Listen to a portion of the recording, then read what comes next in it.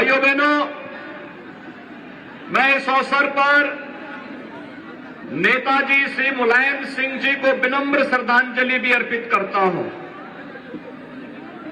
उन्हें इसलिए भी श्रद्धांजलि अर्पित करता हूं क्योंकि उन्होंने 2019 में ही, आपको याद होगा, नेताजी का दिल्ली में संसद का वह ऐतिहासिक भाषण, जब उन्होंने देश की संसद में कहा था कि 2019 के लोकसभा चुनाव के बाद जो भी चुनाव अब होंगे, चुनाव के पहले उन्होंने कह दिया था कि अब तो आएगी तो भाजपा ही। और आज नेताजी के ही आशीर्वाद का परिणाम था कि आजमगढ़ और रामपुर जैसे समाजवादी पार्टी के परंपरागत दुर्ग को ध्वस्त करते हुए भारतीय जनता पार्टी के प्रत्याशी भारी बहुमत से दोनों लोकसभा सीटों पर परचम लहरा करके आज से 3 महीने पहले विजयी हुए थे। और इसलिए एक बार फिर से सरदेव नेताजी का वह सपना साकार होने जा रहा है जो उन्होंने कहा था कि जीतेगी तो भाजपा ही। और वही भाजपा के लिए आपसे अपील करने के लिए मैं आज फिर से एक बार इस करहल विधानसभा क्षेत्र मैनपुरी में आपके बीच आया हूं। इतिहास अवसर सबको देता है, लेकिन कुछ ही लोग इतिहास बना करके इतिहास में स्वर्णाक्षरों में अपना नाम लिखाते हैं। और मैनपुरी के भाइयों बहनों, आपको इतिहास बनाने का एक नया अवसर मिल रहा है। इस अवसर से अब चूकने की आवश्यकता नहीं। कौन वे लोग थे जिन लोगों ने मैनपुरी के इटावा के लोगों के सामने पहचान का संकट खड़ा कर दिया था? कौन वे लोग थे जिन लोगों ने उत्तर प्रदेश की सत्ता में आकर के सत्ता को अपनी बपोती बना करके इटावा हो, मैनपुरी हो, फिरोजाबाद हो, आगरा हो, एटा हो, कानपुर हो, या फिर उत्तर प्रदेश के प्रत्येक नौजवान के सामने पहचान का संकट खड़ा किया, गरीब को उसकी आजीविका से वंचित किया, अन्नदाता किसानों को मिलने वाली शासन की सुविधा से वंचित किया। उन लोगों को चिन्हित करके अब समय आ गया है लोकतंत्र की अपनी ताकत का एहसास कराने की आवश्यकता है। और उसी ताकत का एहसास कराने के लिए आज मैं आपके पास आया हूं कहने के लिए। भाइयों बहनों, कुछ लोग हैं जो सेकुलरिज्म के नाम पर राजनीति तो करते हैं,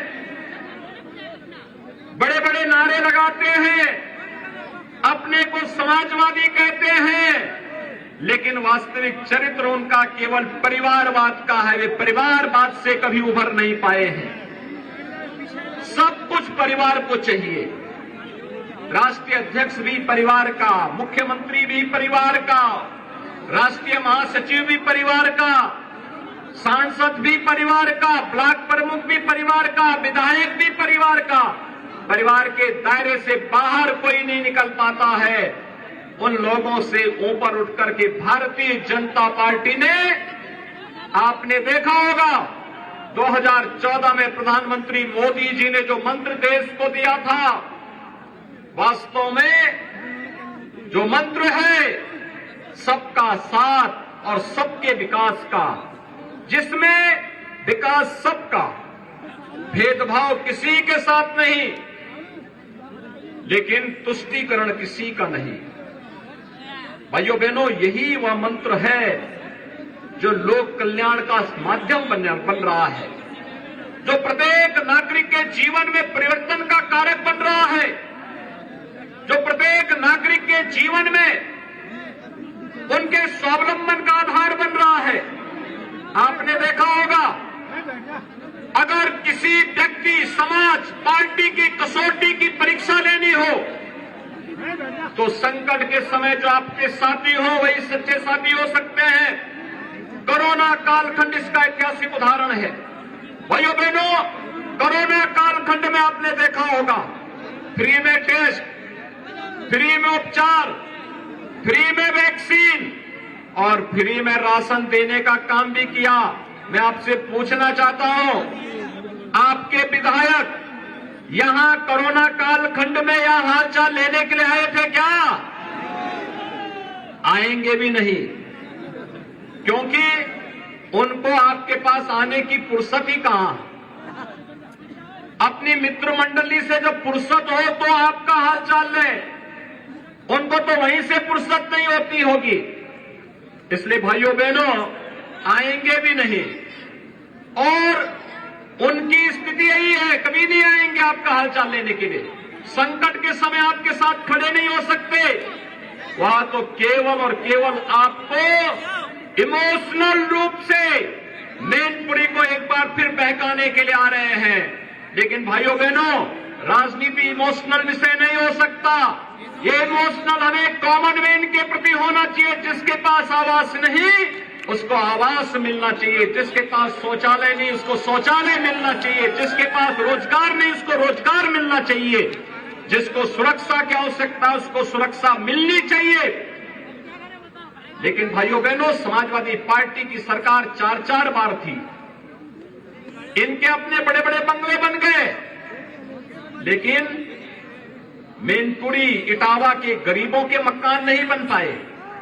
इनकी जमीनों पर कब्जा जरूर हो गया, लेकिन इनके अपने मकान नहीं बन पाए, इनके विद्युत के फ्री के कनेक्शन नहीं मिल पाए, इनके घर में शौचालय नहीं बन पाए, इनको उज्ज्वला योजना के रसोई गैस के कनेक्शन नहीं मिल पाए। इनका राशन तो समाजवादी पार्टी की सरकार के समय वही माफिया हड़प चाहते थे, जिन माफियाओं को समाजवादी पार्टी ने पाला पोसा।